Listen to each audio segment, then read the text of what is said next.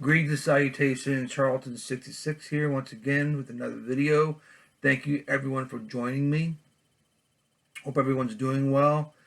I had, last night we did a live stream, Graphic Man, which everyone should be subscribed to. I think everyone subscribed to who watches me. If you're first time watching me and you've never subscribed to Graphic Man or anyone else who's been on there, Jambo Comics, Gold Key, I think it comes up to Gold Key Geezer, I think. If I get his name wrong, I'm sorry. But go to Graphic Man's live stream from last night, and we did one. I didn't participate too much because I didn't think I was going to be able to be on. I came on, and they were talking about Commandy. I didn't have anything pulled out, so I just interjected things and enjoyed the company of Graphic Man and Dr. Silver Age. Some other folks came on there. They were on there too, so I can't remember right off the top of my head everyone who was on the show last night, but go check it out. Got a few things to show. I got a few things to show. Most of the stuff was hardbound. Some hardbound stuff I picked up, some collections and historical of significance, I should say. Um, I go to the comic store once a month to pick up a few comic books that I subscribe to and magazines and stuff that I subscribe to. I went a week ago yesterday, and I picked up a few things, but one of the things I picked up was I don't like the fact that it looks like John Cena, but it's of the Peacemaker.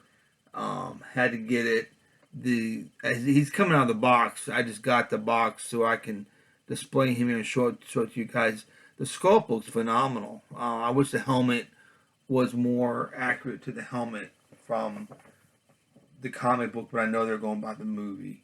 But it's a pretty cool box and display and everything like that. But it's a great. They give him a sword. I haven't seen the movie, so I don't know what this. I mean, I think we should have a gun, but would look pretty. It'll look cooler with a gun. But and these are parts to make the King Shark figure. But I'm not buying all of the figures to make King Shark. Again, Charlton character.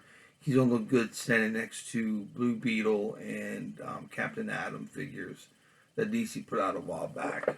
So I picked up that and a couple of other things that I'm going to show here in a second. One of the things that I got from Amazon not too long ago is called Alien Invasion.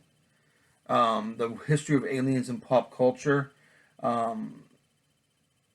Which is pretty cool book. It comes with a dust jacket. It's from IDW. Comes with a dust jacket. I like it better without the dust jacket.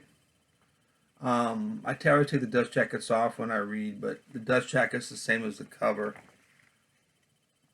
But it's kind of neat. It's got you know, when that first appeared in the pulps, and got great color photographs in here. Again, all the amazing stories, that kind of stuff. The most famous covers from Astounding Stories and that kind of thing. The comic book, they have a movie section in here. Of course, Giger's in here with his alien stuff. And I think, I have not read this yet, I just got it in the mail, but they do hit some, the Marvel Masters League, Kirby and Ditko. They talk about, there's a comic book section here. The Eternals. It's kind of neat. And, nice Charlton. Nice Charlton there. And it's kind of funny. I'm going through this. I looked at it. I don't see anything for Gratu Orloff. He says he's from Mars. Gratu Orloff is on this planet Earth. Go to his channel. He'll talk about it once in a while. but I don't see any reference to Gratu in here, Gratu Orloff. So, he's important to the comic community, and he's important to the understanding of their alien culture that may come down from another planet. And we need to respect that and find out more about Gratu Orloff. So if you want to find more about Gratu Orloff, go to his channel, subscribe to him. Great stuff. Funny guy. His videos are nice and long, so if you're doing something around the house, you can put him on and just let him talk, and you find out some information that you might not have known about. Loves pop culture just like Captain Strangelove. But it's a pretty good book. It was only like $20. Nice hardbound book. Like I said, it came with a dust jacket, which I took the dust jacket off. Another thing I got, which is a phenomenally, what's it called? Creeping Death from Neptune. That was the first Basil Wolverton book that is a hardbound book about his life. This is a companion volume, and it is just incredible. Brain Bats of Venus.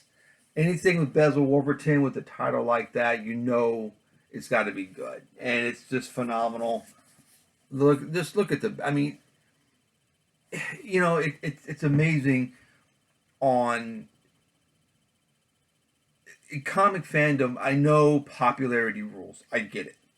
It's one of those things that happens in music, in books, in movies. What's popular rules? I get it.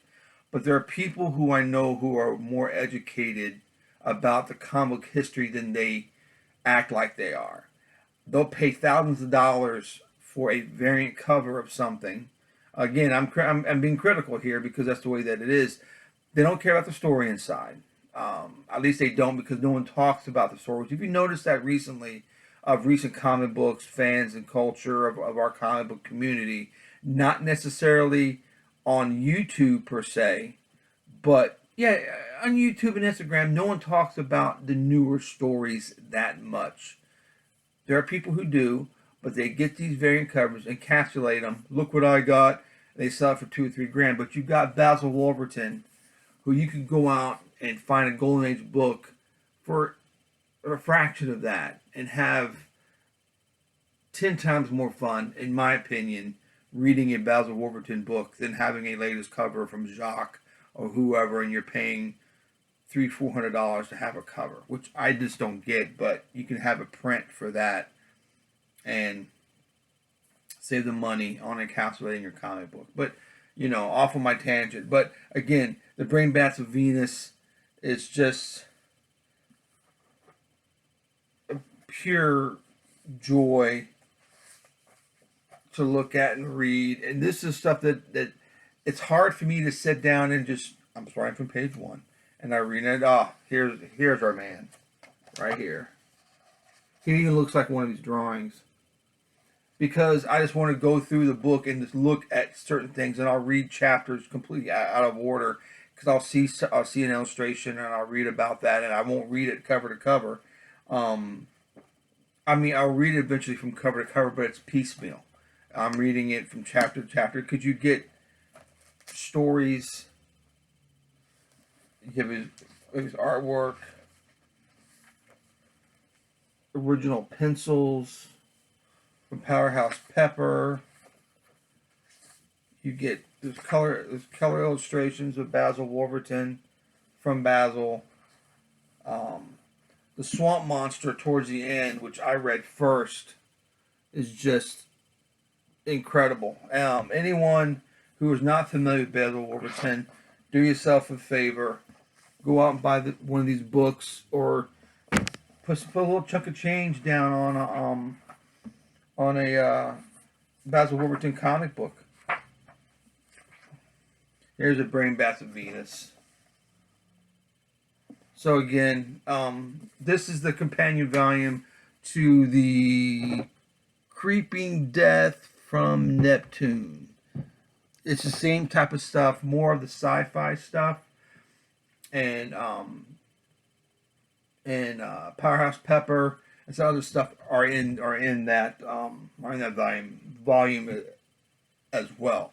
But back to my tangent, there are just there is so much to this medium and too much to this hobby that I just don't get why people are not, bringing this type of stuff to the forefront more than what's going on now with really the modern comic books, which haven't really had no substance.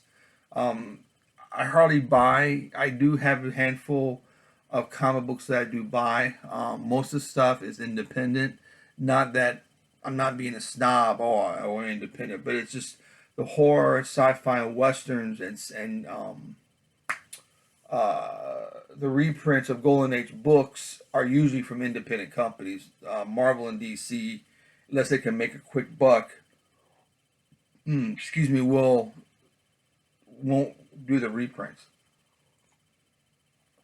unless it's something that's very, very popular. So, on to else what I got at the comic store, and kind of like onto my tangent again. Alter Ego is a must.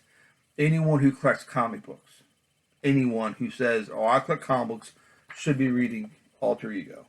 And back to artists that need to be recognized, and people need to go out and spend the money instead of the latest flash in the pan. It's Paul Gustafson. Gustafson. I can't even say his last name, but that's it right there. Gustafson. Phenomenal stuff. Look at the Jester panel. And the guy is incredibly human bomb. It's just the guy can really draw. And you ask most people, won't know who he is. But tremendous talent. And you can find some of his stories. I mean, some of his Golden Age stories could be, can be had for a pricey sum of, but not compared to what people are paying for some of these modern books. I guess that's what my point is. You got Phantom of the Fair, The Human Bomb, Gustafson. I'm having trouble saying his last name.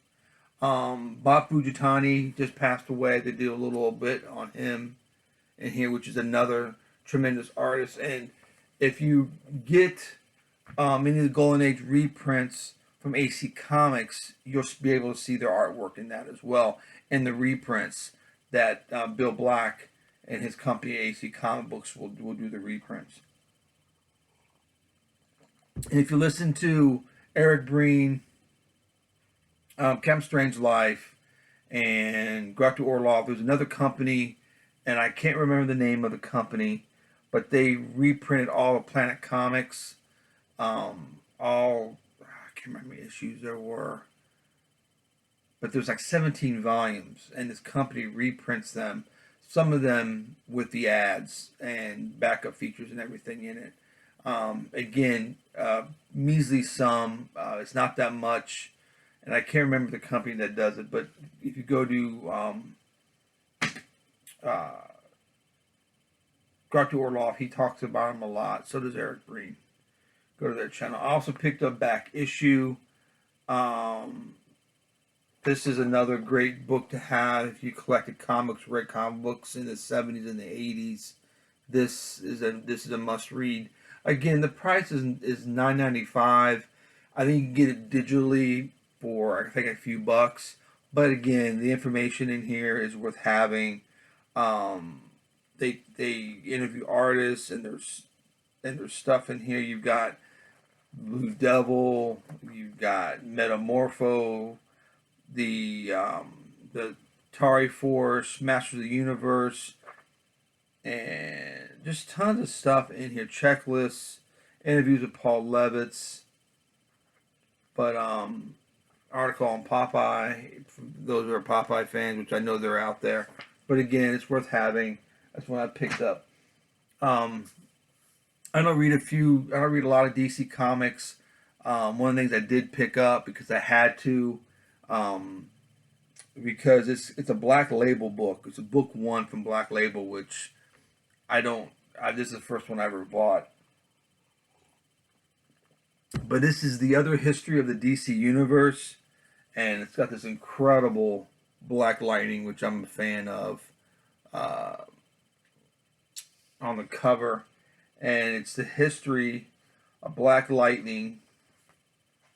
Um, it's called The Other History of DC Universe, 1972 to 1995, Jefferson Pierce. So it's all his stuff retold with great artwork in here. Let me see. Layouts are by Giuseppe Camuncoli, and finishes are by Andrea Cucci, Cucchi. So the story is by John Ridley, but it just has nice story of our man Jefferson Pierce, Black Lightning. Great stuff. But I had to pick this up. Big Black Lightning fan. So if you're a big fan of Black Lightning, go on and pick that up. Another thing I picked up, I always say another thing I picked up this, picked up that. But this is a good book called Ditko Shrugged, The Uncompromising Life and the Artist Creator of Spider-Man and the Rise of Marvel Comic Books, Steve Ditko. Ditko Shrugged. This is from Hermes Press, and I'll pick up anything Ditko. Don't get me wrong, this is not just typical story about Ditko, illustrations. But I think it was kind of pricey. It was like $40 or $45, I think. And it's worth having if you're a big fan of Ditko. Here's a nice picture of Ditko with his family in the late 90s, which is, people who know, it's kind of rare to see photographs of Ditko later on in life, because he was such a recluse. But one thing I was kind of, I've not read this yet. I just got it not too long ago. Nice shot of Mr. A and Ditko. I don't see a lot of Charlton stuff in here, but again, I've not read every page in this book, but there's a little bit of Charlton stuff in there, but it's kind of thick for it's $50. I got it from Amazon. I think it was $45, but it's a $50 book, and it's kind of thin. I think the information, anyone who's a Ditko fan already probably knows this information anyway. But it's always nice to see if David Curie is the writer, might have some input or some insight we never thought about with Steve Ditko, which is what I always like. But the cover is great. The dynamics of Ditko and his line work on the movement of the human body is just really, really cool. We've got Ditko Street right there. But yeah, Ditko Shrugged. If you're a fan of Ditko, I have not read this yet, so I can't say, I recommend this book because it's so great. But Hermes Press really doesn't do no wrong. Everything I ever got from them has been phenomenal. So I don't think this would be any exception. Speaking of Ditko, this book I got, it's a very intense, I should say,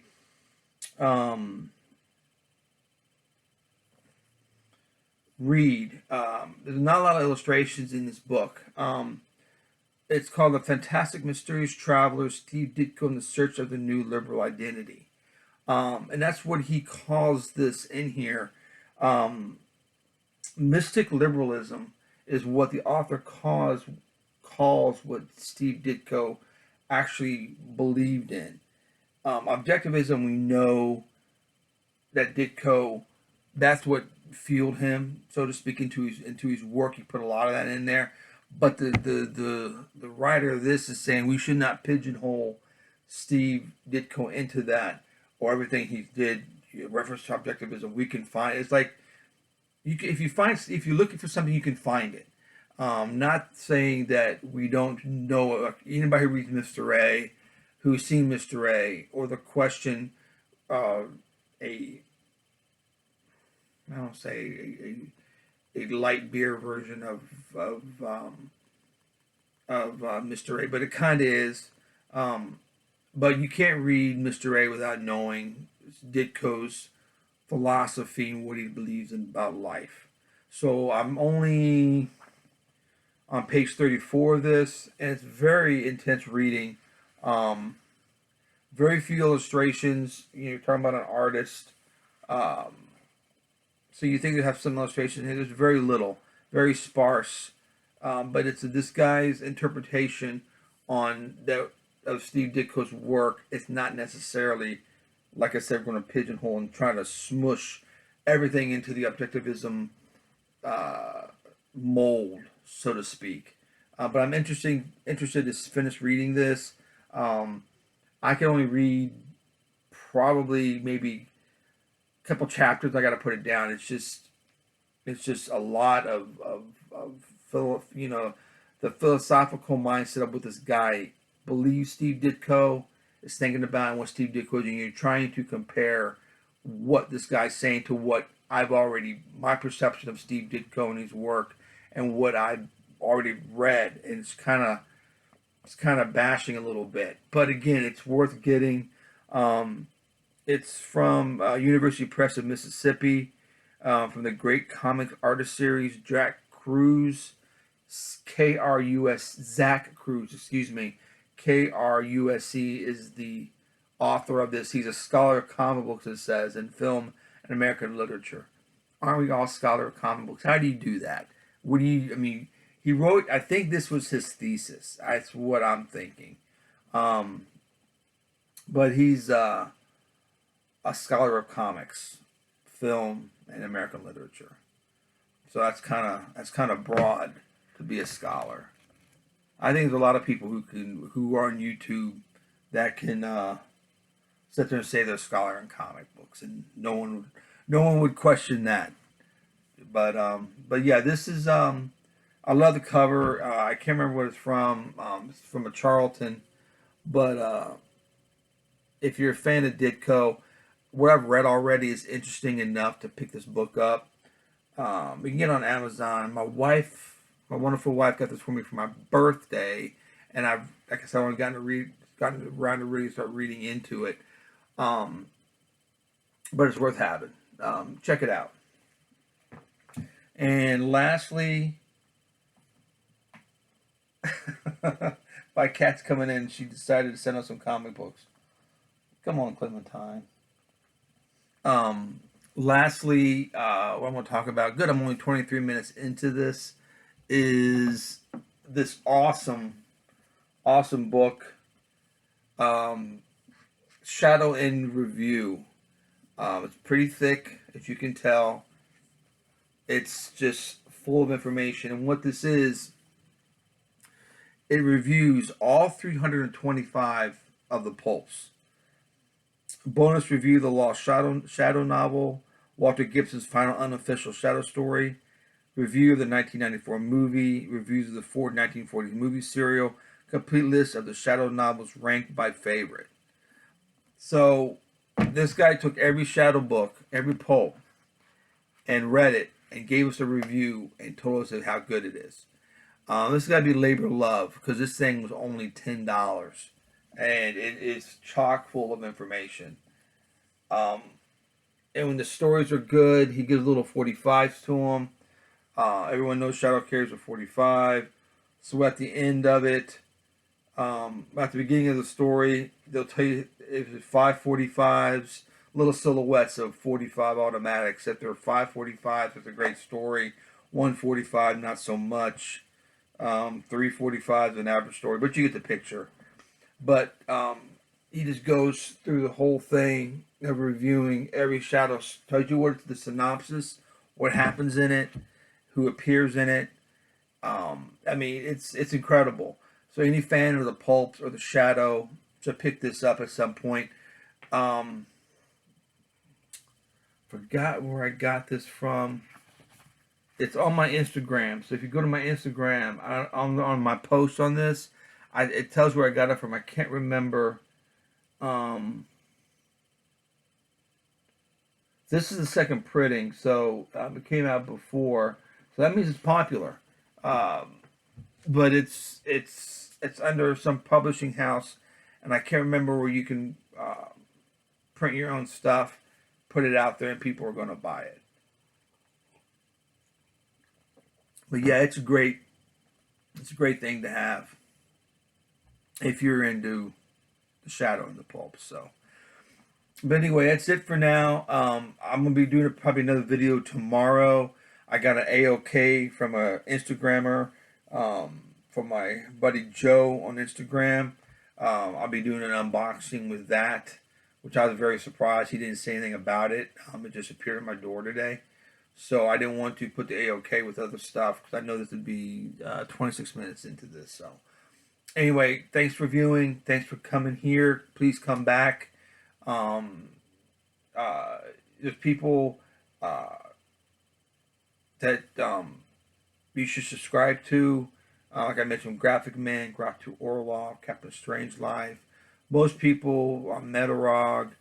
A lot of I'm gonna do when I do the unboxing tomorrow. I think I'm just going to do a list of some newer YouTubers that I've subscribed to that are very nice. There's one guy I think it's called Ken's Comic Corner. I don't.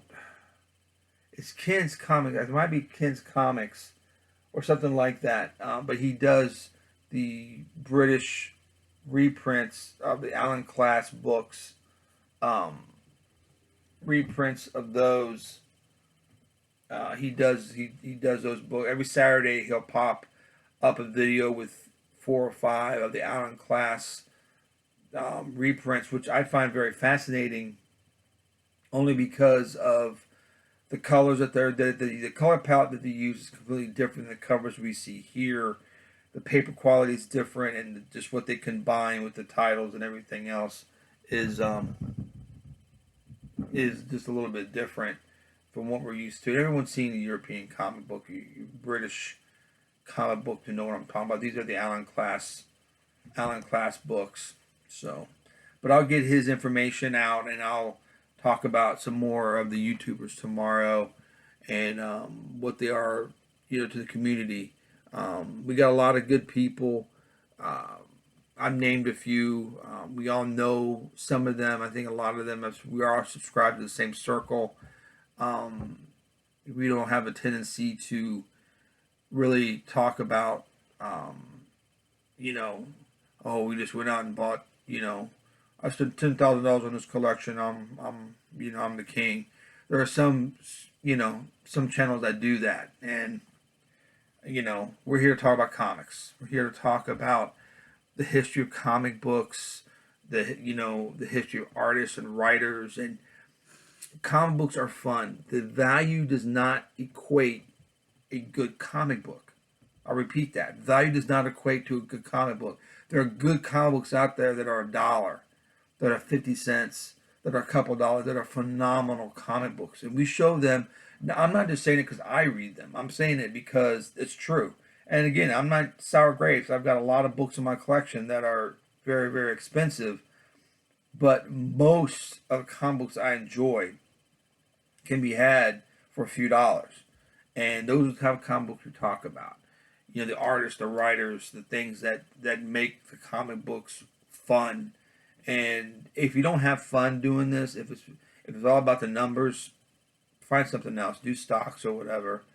But it's a fun hobby, and I enjoy the interaction here on YouTube. And the people that I interact with on YouTube, everyone I've seen, channels I've watched, people I've talked to, I've learned a lot, and it continues to be that way. It doesn't, it's not a popularity contest where because I'm on here to self-promote something, which I've never done, and the people who are strictly self-promoting themselves on their channel and hiding behind the idea, oh, I collect comic books, but it's really about them, and most of us can see through that. So I don't want to end on a bitter note, but that's just what it is. But the community is awesome, and I love everything about this. It's therapeutic to do videos, to interact. I enjoyed the live stream last night with everybody on there, and I'm going to do one again with